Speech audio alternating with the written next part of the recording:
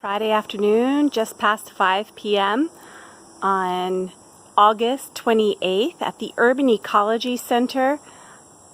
This is at Hardberger Park West, and I am giving you all a 360 view where you can see firsthand how they have been working to handle the storm water. So water that runs off of impermeable surfaces like roads and even roofs.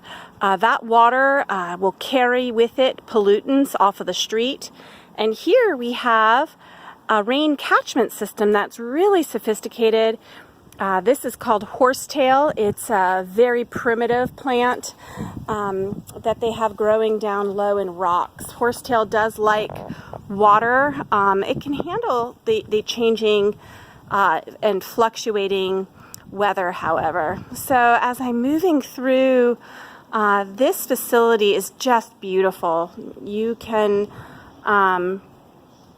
visit here at any point when the park is open.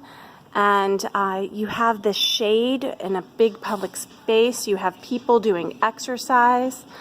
There's also even opportunities for additional learning on the weekends. Here's a part of the photography contest from 2019. We're going to have to look into that. A student has a picture of an owl. Fantastic. And here at the park, I wanted to walk and share with you the area that is considered a Blackland Prairie that has been restored. Hardberger Park is pretty helpful. Here we're seeing an explanation for those Blackland Prairies that have been restored, and showing us and reminding us that these were at one point heavily farmed and with livestock, and now through extensive efforts, they've done what's called grassland restoration. Here's what it looked like previously and even current day. We're gonna take a look. There's always something new going on at the kiosks. Here we have a lot of wildlife like raccoons that can become pests. Really, one of the worst forms of pollution are when people pick up their dog waste and leave the bags everywhere. So that is something that people really want to pay attention to avoid. We have lots of the ash juniper here along this trail leading up to the Savannah Loop. This is nice because you guys can come and walk here with your entire family. It's very easy to walk along these paths.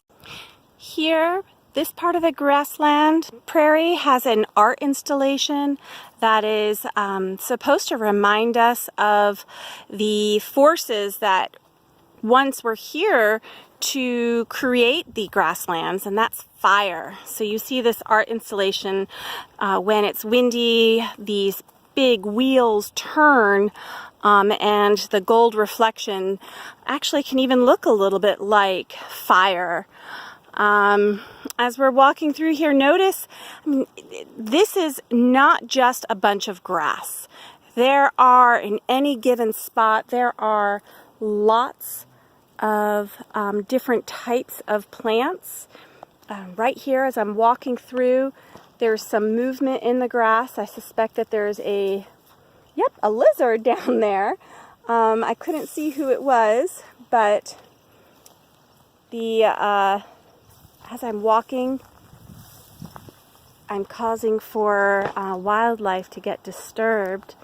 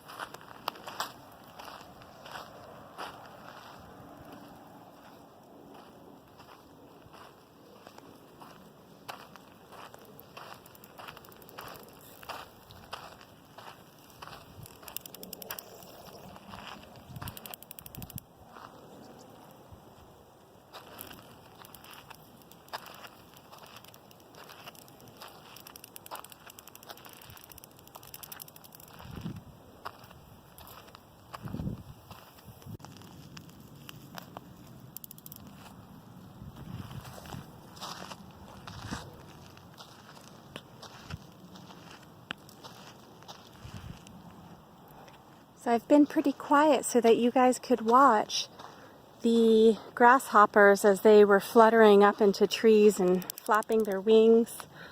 I am not able to get a picture of it.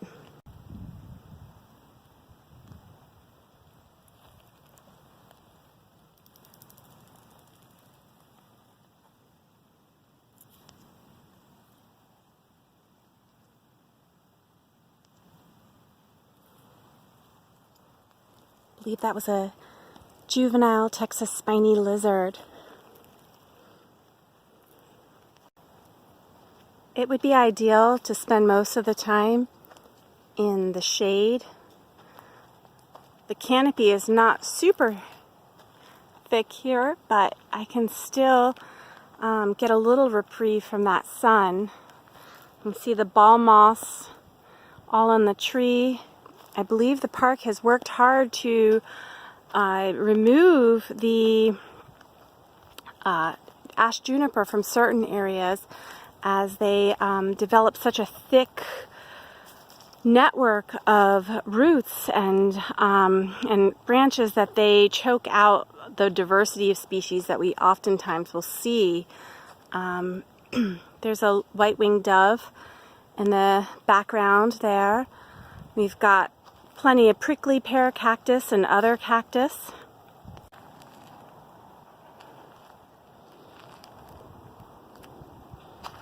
I've just turned a corner in the grassland loop and wish I had the video on because there was a butterfly.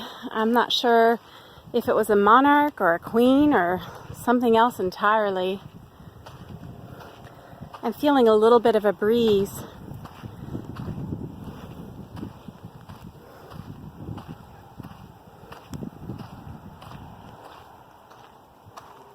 This is a whole new area at Hardberger Park that I had not gotten to see yet. It was built just within the past year and a half, and it's maintained by the Texas Master Naturalist. So I do know quite a few folks who help maintain this.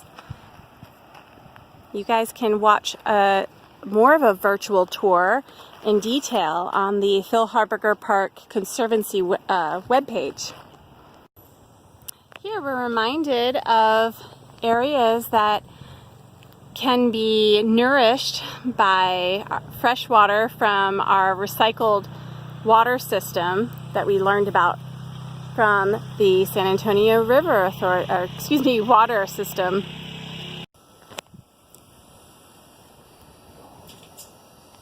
Here I am back at the Urban Ecology Center and wanted to once again show you part of that rain catchment system that is here.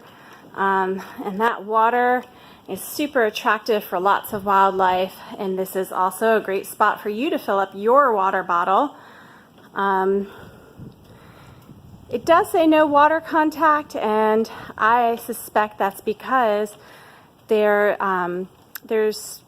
uncertainty as to the contents of the water, and also not wanting people to add their own contamination to the water.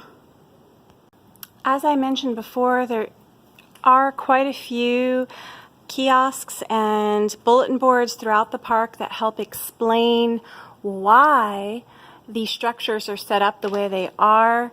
There's also some great field identification. I know that number 6, I had forgotten about the button bush, which I can show you on our way out. There's that fantastic view of our San Antonio River and the entire watershed. That is important for us to understand that all of our activity within this watershed impacts the drinking water eventually, but it impacts the environment immediately. It may take thousands of years for water to make its way through the limestone rock, but here we're reminded that it also all will flow to the Gulf. And we see here some low impact development demonstrations for including the bioswales. That's something that I I have tried to build at my home even. You guys could do at your own residence. So that's it for today. I hope you can come back to Phil Hardberger Park and explore more on your own.